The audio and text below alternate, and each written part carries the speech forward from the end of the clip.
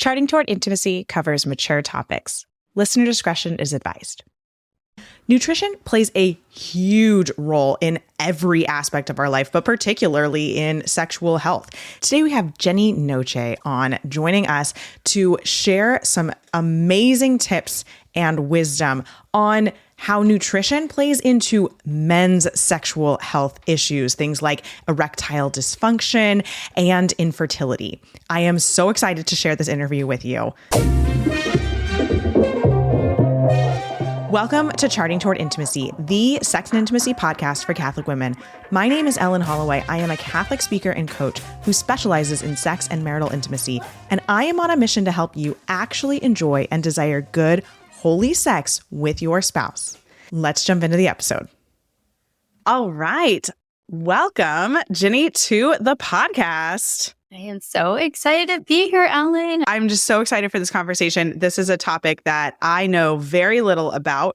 And so this is when I love to have guests on because I can just ask the questions and I'll learn alongside everybody listening, which is fantastic. So Ginny, can you just start off by telling us a little bit about yourself and the work that you do?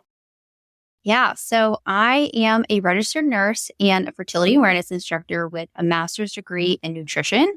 And I opened my private practice, the Women's Health RN, and I help women optimize their hormone health, their fertility, and all the good stuff that comes with that using diet and lifestyle. So it's been a really fun journey. A little bit more background too, as when I started my nursing career, I immediately was in the world of endocrinology and hormone health.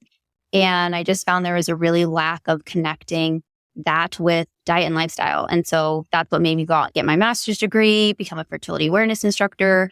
And I just felt like there was this huge need and this gap, which is just ultimately what led me to opening my business. I didn't really do it. It was kind of out of a whim of people kept asking me for my advice. And I was like, I should probably charge some.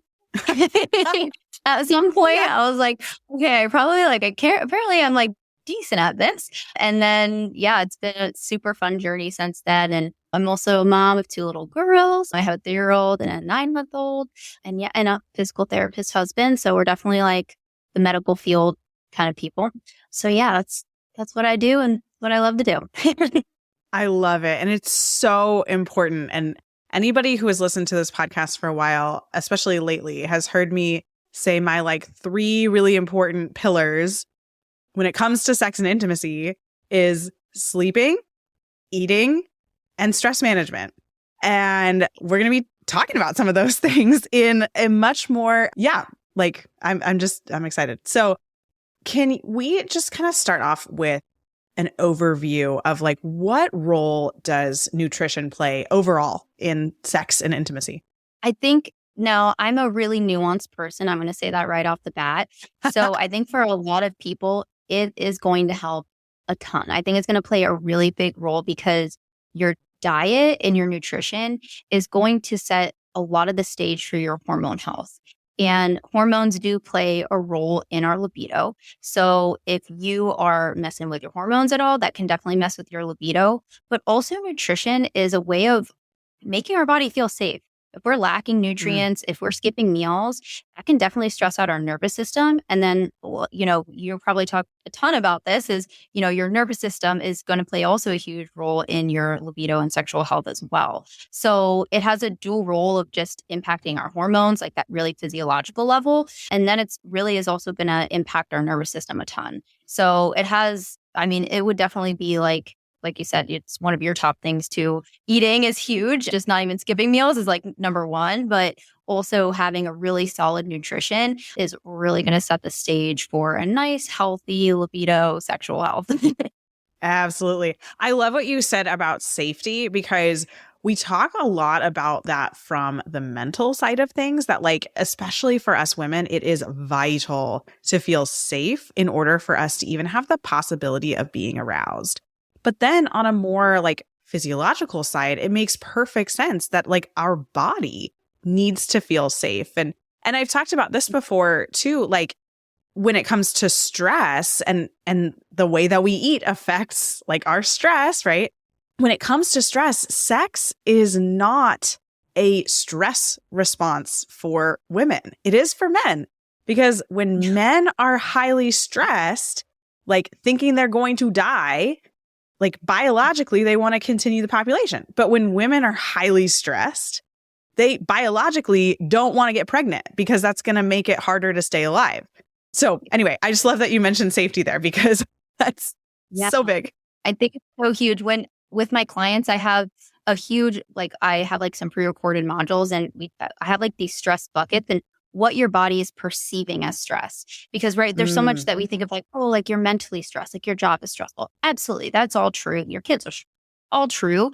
But there are stressors to your body, like I said, nutritional stressors have that category. So if you're having blood sugar imbalances, or if you have inflammation in the body, those are physiological stressors to the body that it's going to perceive as a stress, right? If you're run down, you don't have the nutrients and things like that, your body is stressed out. Whether or not you feel mentally stressed is a different story. Now, I would argue though, too, if you have nutritional stressors, that's only going to drive your mental stress. You're not going to be able to cope as well with those mental stressors. Definitely. So that's another big thing. The more you're adequately, fueled, having proper nutrition, you are also going to decrease your mental stress. We see that a lot in studies too, that, the more you are, the healthier you are, the lower your inflammation, the actual less mental stress you have as well. So, I think really big with nutrition that I try to tie into people is that it actually is really going to affect also the mental part of things as well.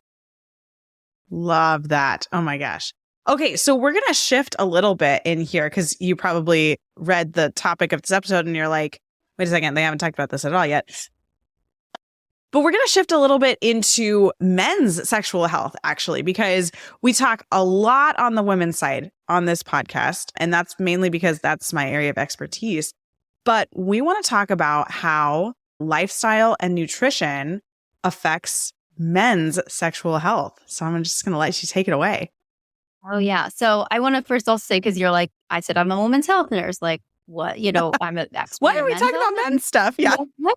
So, one area that I'm very specialized in is fertility and infertility as well. And so when you're dealing with infertility, or fertility, optimizing that as well, it takes two to tango. So we do really need to make sure that the male health, especially your sperm, men's sexual health too, right? They're got to perform, right? We got to get that into tip-top shape as well. And so when it comes to, men's sexual health, it is tied with their overall health. And I think a lot of men honestly don't know that. And I've definitely had a lot of my clients that deal with infertility. So about 50% of infertility cases are actually due to the male side of things.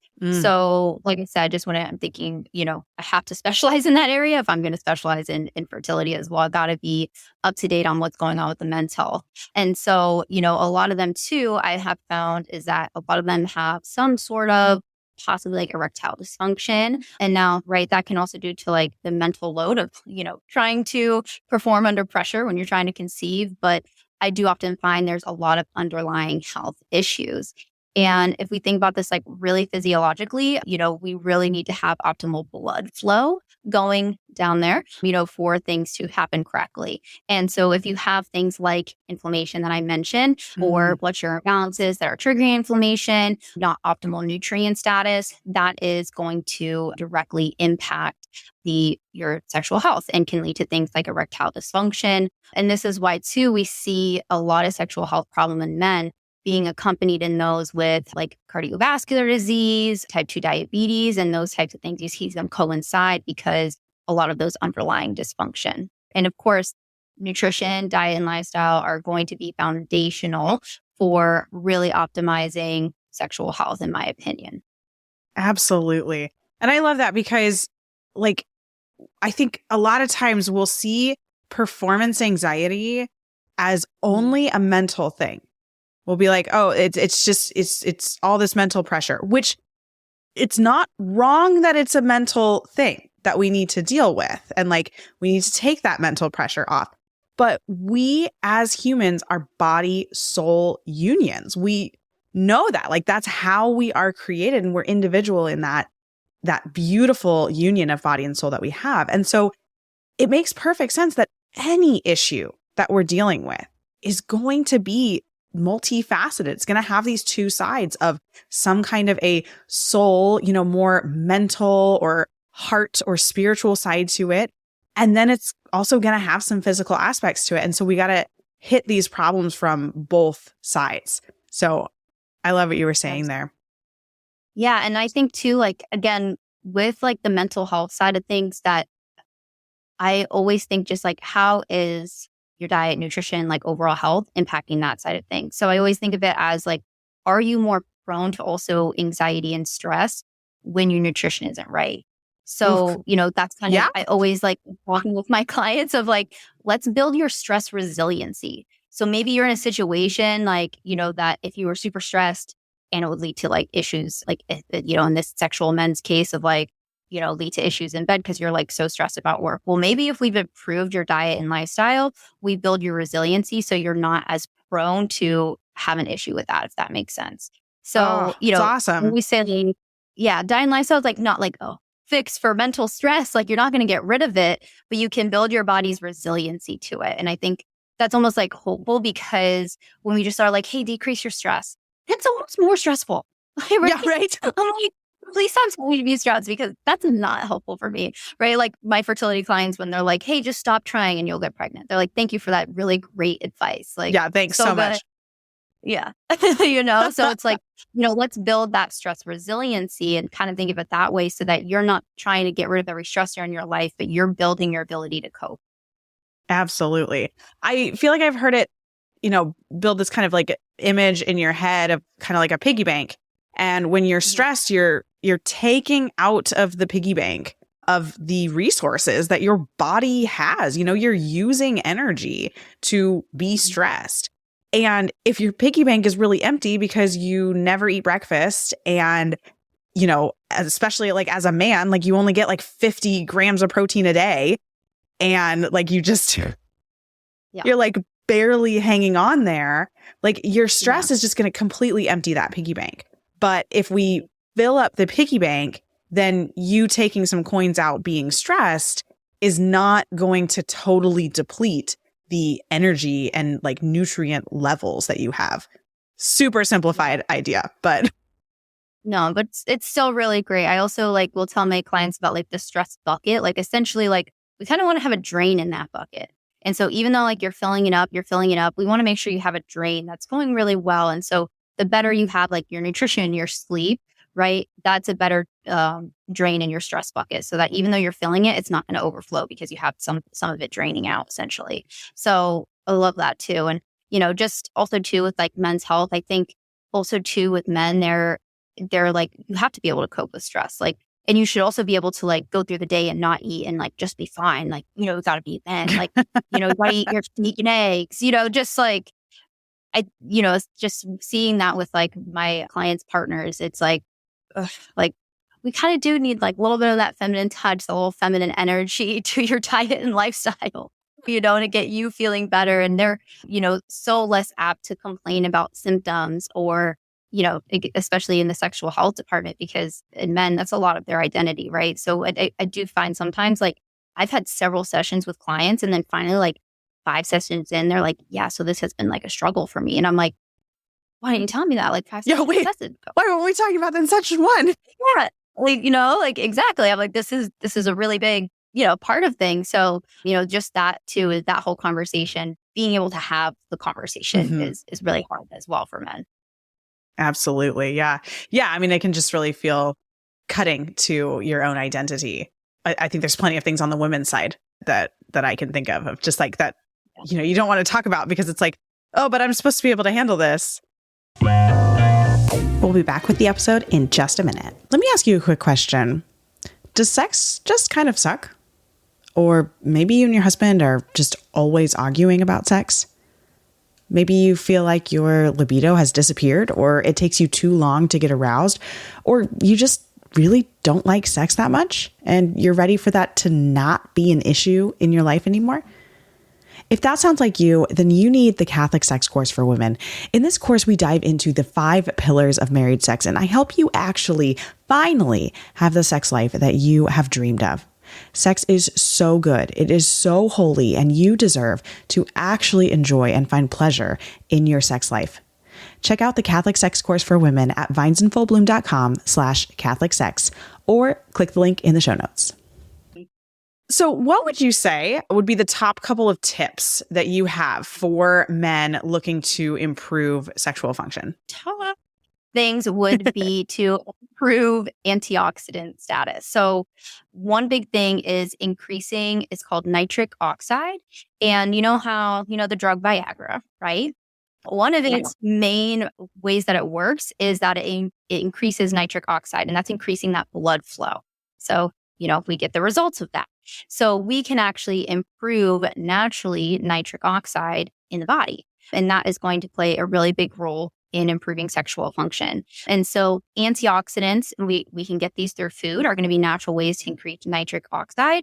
So some of those things, the biggest way is to think of it really simplified, is plants.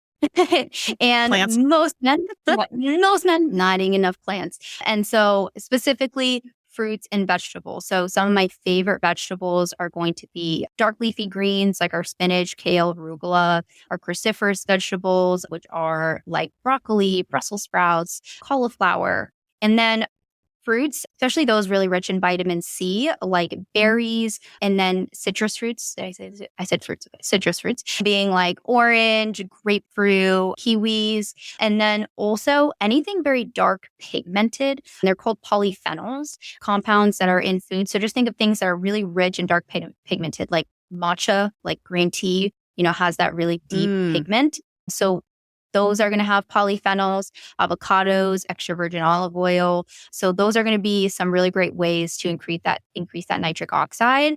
And then the second thing is going to be L-arginine, which is an amino acid. And so easy ways to get that, that's going to be like your meats. So, men love meat usually. So, your chicken, your red meat, nuts and seeds, whole grains. So really, by increasing your plant consumption, you can really improve that antioxidant capacity, especially your fruits and vegetables. And I would say that's like one of the biggest areas too that I see my male clients lacking. I'm like, how many vegetables did you eat in the day? And more often than not, they barely are eating one. So really by just like starting to up it, ideally, I would like someone around 4 cups of vegetables a day. And especially in the standard American diet, that is not normal. So, we're definitely. really working, clients to really support, how to get those veggies in, but a big thing, with my clients, I'm like, listen, my women, they're amazing. They do so much. If you told them to like go do a cartwheel, flip off the building, they would go do it. My men, I'm like, okay, so I need you to eat a carrot. And they're like, I'm like, are you kidding me? Like, seriously? Like, you're going to be like a man right now, but you're not going to eat a carrot for me. Like, this is crazy. So I go on my rants about that. But, really just like starting there with like increasing plants is going to be huge. So my number one tip is increasing antioxidants. So increasing that blood flow. And then number 2, well, I'll back up and say, any questions about like plants from you or anything like that? That wasn't clear. No, I think that's great. Well, and I love that you kind of gave that benchmark of like, look, we're looking for 4 cups a day. Like that's a nice benchmark to go for.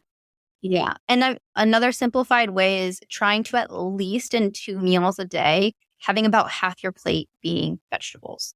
If you just kind of take that little simple hack, you're going to increase your vegetable consumption significantly. And I'm definitely someone who, I give like, ideally we'd like that 4 cups, but if you're starting at 0, go low and slow, and just 1 or 2 cups, that will be really beneficial as well. So, you don't have to be like crazy, go low and slow, just try your best and just trying to get it at least with 2 meals a day. Ideally 3 meals a day, but at least start with 2. And then going into like the second tip, really talking about our blood sugar. So a lot of times we don't talk about blood sugar. Everyone kind of thinks about diabetes, but every time you have carbohydrates, that's going to be turning into going into your bloodstream, going as sugar. And so we really don't want too much highs and too much lows. We kind of want to be, I always say, you don't want mountains, you want valleys when it comes to optimal blood sugar. And so things that could cause like mountains is having carbohydrates on by themselves, and then also going too long between meals that can kind of go into a blood sugar drop. So by managing your blood sugar, why this is so important and why this is a tip on how to optimize it is because that's going to be a huge way to manage inflammation. And so we know that's going to play a huge role in optimizing testosterone levels. So if, again, I've talked about like men with type 2 diabetes and prediabetes, they have lower testosterone levels, more likely to have sexual dysfunction. So we really want to improve our blood sugar. And I'll also back up and say about 90% of Americans are pre-diabetic and they don't know it, which is scary. But yeah. I don't know if we know that. But, so pretty much everyone needs to focus on their blood sugar. I think a lot of people think like, oh, I'm not type 2 diabetic, I don't need to do that. Like, no, you definitely need to do that, especially if you want to optimize your health, your overall health, decrease your risk of cardiovascular disease, improve your sexual function. You got to focus on blood sugar. So my tips for that is, number one, not going more than 5 hours between meals. So, trying to not go, again, we don't want too long between meals. So about 5 hours for men is good between meals. And that's then like during the daytime, right? We're not talking about overnight. No, not overnight. Sorry. Overnight, comfortable, I would say at least like a 12 to 16 hours between. That's actually more optimal. I think a lot of people are not actually going too long enough between dinner and breakfast. They're eating like dinner late and then they're having breakfast early. So I say try to have like a 12 to 16 hour fast essentially between dinner and breakfast. And women or... Well, I'm sorry. Now we're going off into a rabbit hole, huh? What? I mean, I'll try to be condensed. So essentially with like the intermittent fasting studies, they're mainly done on men. So and one of the main ways that they're actually beneficial is that it honestly just reduces the window in which people have time to eat. And we know that most Americans are overeating. So they've done very tightly controlled studies. And really the main benefit is intermittent fasting is just that it reduces people's calorie intake. And so that improves a lot of their blood sugar and cardio or metabolic markers. So it's not something like a secret pill. I always say it's a strategy, it's a tool in the toolbox, right? That's helpful for you to not overeat, especially with, if men are dealing with being overweight or, obesity or anything like that, they tend to do better with intermittent fasting. Now, women, we don't have a lot of good studies on it. It's not something I would not recommend women going over 14 hours. I think it's really important. Like you said, we need to feel safe. We can have a whole episode on that. But nutritionally, I'd say not longer than 14 hours, but the same rule does apply of no longer than 5 hours between meals. Sure. So I say, for women, 3 to 5 hours is a good window as well between meals. So some of my women do better eating more frequently for blood sugar purposes, but men seem to be a bit more resilient. And one of the main reasons they're resilient is because they also have more lean muscle mass. Sure. And lean muscle mass is going to be your best friend when it comes to blood sugar and metabolic health. But that's, that was going into another tip. I'm not going to go there yet. I skipped ahead.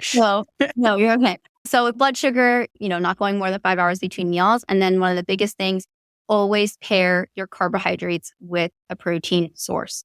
You're going to feel so much better. And your protein, which is important for lean muscle mass and testosterone, but it's going to help manage that blood sugar. So I see a lot of my men, they're big of like eating lots of carbohydrates and not enough protein at your meals. So not only are we pairing our carbohydrates with our protein, but with each meal, we're trying to have upwards of 30 grams of protein per meal, if not more.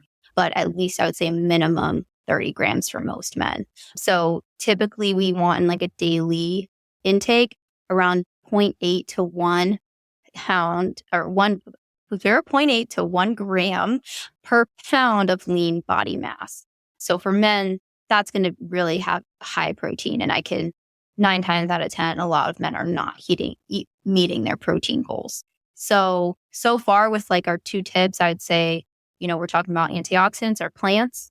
And then number 2, we're talking about, not skipping meals and having enough protein to kind of simplify it.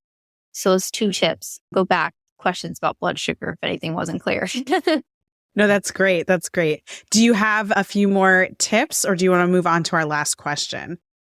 I will give you one more tip, and it isn't diet based, I'll say, because I talked about like some diet stuff, but I definitely would say strength training is huge for men. I talked about that lean muscle mass. Strength training is not only going to improve metabolic health, lower inflammation, but it can also boost testosterone levels. So that's going to be really huge. So, with men, if they're not exercising at all, if you're going to choose one, I'd say start with strength training because it's going to hit a lot of areas and improve a lot of things all at once.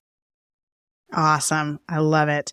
All right. So this is a podcast for women. Most of the people listening to this are going to be women.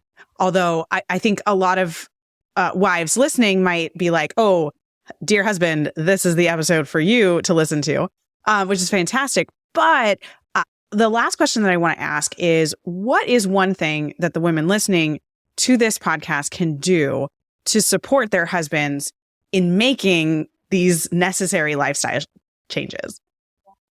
So I do find that many women are, the cooks in the household. Not all the time. My husband, in our household, I come up with the menu and my husband cooks. So nice. That's a really great duo that we have. So if you can have that maybe agreement, either you're coming up with the menu or if you're the one cooking or, that's going to be a huge way to make the vegetables, right? That would be my encouragement is like a lot of men, they're amazing, but sometimes, and I say this with so much love, my husband's literally incredible, but they're sometimes like babies. Like you just need to direct them. Like, they like make them the vegetables and a lot of times they'll eat it if you put it in front of them, right? It's sometimes about the convenience of it. So like, for example, like pack him some carrots to put into his lunch, something super simple like that. Or it could be, when it comes to the big thing I talk about is vegetables because most people are not getting enough, especially men, is, if you roast it with some bacon, typically, like if you do like Brussels sprouts and bacon. Oh, so good.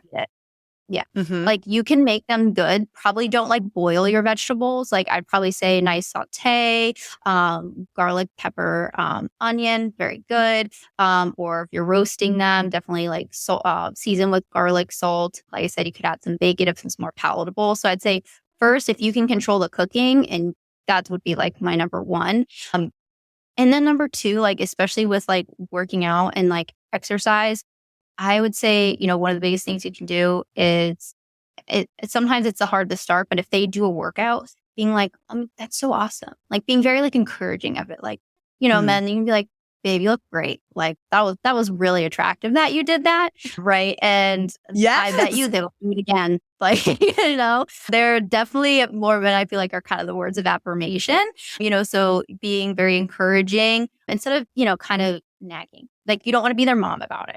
Right. Definitely. So doing it in a way that's like loving. And then, if you, I don't want to say entice them, but if you're telling them they're looking good, maybe that results to other things happening in your evening. I would bet you to say that's pretty good motivation for them. Yes. Well, and then too, like, I'll cover too, just really fast, things that we want to kind of like decrease also in the diet so they can, be aware too, like our refined carbohydrates, like flours, fried foods, sodas, baked goods. So I think too, like I see a lot of sodas too. So if you could, try to help them, work with them to like replace it, with something else. Like sometimes I've had like lemon water, even switching to diet soda over full sugar soda is actually beneficial. A lot of people are like, no soda, just water. And I'm like, if that's not realistic, switch to diet soda first. Trying to get that excess sugar out of the diet is really helpful. So those refined carbohydrates, added sugars, anything with like trans fat, that's typically going to be very processed foods. So really trying to decrease those from the diet. And then, so your job as a woman, I'm thinking increase their veggie and fruit intake.